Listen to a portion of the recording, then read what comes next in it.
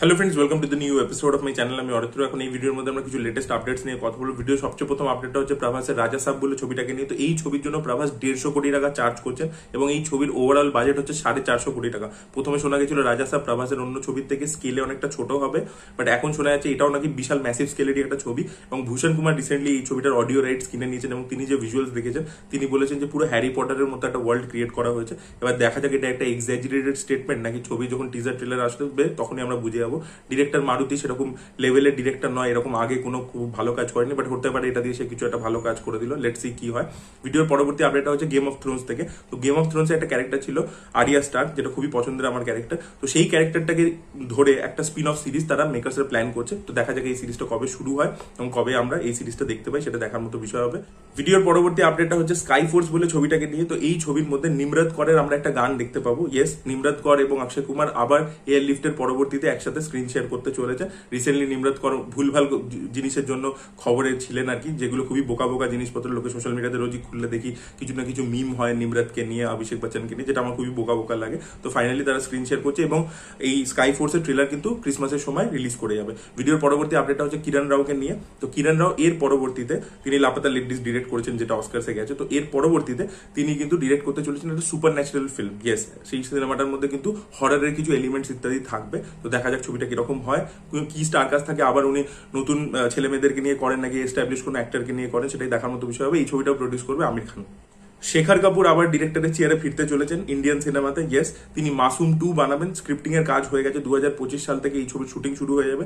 এবার এই ছবিতে আমরা নাসিরুদ্দিন শাহ এবং শাবানা আজমিকে তো দেখতে পাবোই, তার সাথে মনোজ বাজপেয়ীও থাকতে চলেছেন। তো মনোজ বাজপেয়ী হয়তো যুগল হান্সরাজের বড় ভার্সন নাকি, দেখা যাক সেটা কি হয়।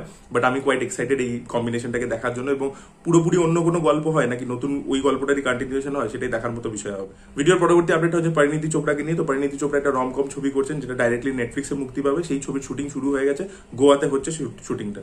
ভিডিওর পরবর্তী আপডেটটা হচ্ছে সৃজিত মুখার্জি লহ গৌরাঙ্গের নামে ছবিটাকে কেন্দ্র করে। তো এই ছবিটা এবার এসভিএফ এবং রানা সরকার একসাথে জয়েন্ট ভাবে প্রডিউস করবে এবং এই ছবিটা একটা হিউজ স্টার কাস্ট থাকতে চলেছে। পরমব্রত চট্টোপাধ্যায়, আবির চ্যাটার্জি, অন্যদিকে রয়েছে অনির্বাণ ভট্টাচার্য, তার সাথে প্রিয়াঙ্কা সরকার রয়েছে। হিউজ একটা স্টার কাস্ট এবং ছবি শুটিং 2025-এ হবে এবং ছবিটা যেখানে শুট করা হবে সেটা হচ্ছে পুরীতেই শুট করা হবে পুরো ছবিটা। এবার দেখা যায় ছবিটা কখন রিলিজ হয় সেটাই দেখার মতো বিষয় হবে। ভিডিওর পরবর্তী আপডেটটা হচ্ছে লোকেশ কানাগরাজের কুলি বলে ছবিটাকে নিয়ে। তো মেকার্সরা প্ল্যান করছে ছবিটা মে 1 রিলিজ করতে, মানে 2025 মে 1, এবং সেই দিনকে যদি ছবিটা রিলিজ করে তাহলে অজিত কুমারের গুড ব্যাড অ্যান্ড আগলির সাথে এটা ডাইরেক্টলি ক্ল্যাশ করতে চলেছে। দেখা যাক বক্স অফিস ক্ল্যাশে কে যেতে। ডেফিনেটলি লোকেশ কানাগরাজ আছে এবং একটা হিউজ স্টার কাস্ট আছে, কুলির প্লাস রজনীকান্ত, সব মিলিয়ে তারাই লিড নেবে বলে মনে হচ্ছে। পরবর্তী আপডেটটা হচ্ছে থালাপতি 69-কে কেন্দ্র করে। তো এই ছবির মধ্যে ডক্টর শিবরাজ কুমার থাকতে চলেছেন। রিসেন্টলি তিনি একটা ইন্টারভিউতে বলেছেন যে তাকে খুব সুন্দর একটা রোলের জন্য থালাপতি 69 অ্যাপ্রোচ করা হয়েছে এবং তিনি রাজি হয়ে গেছেন।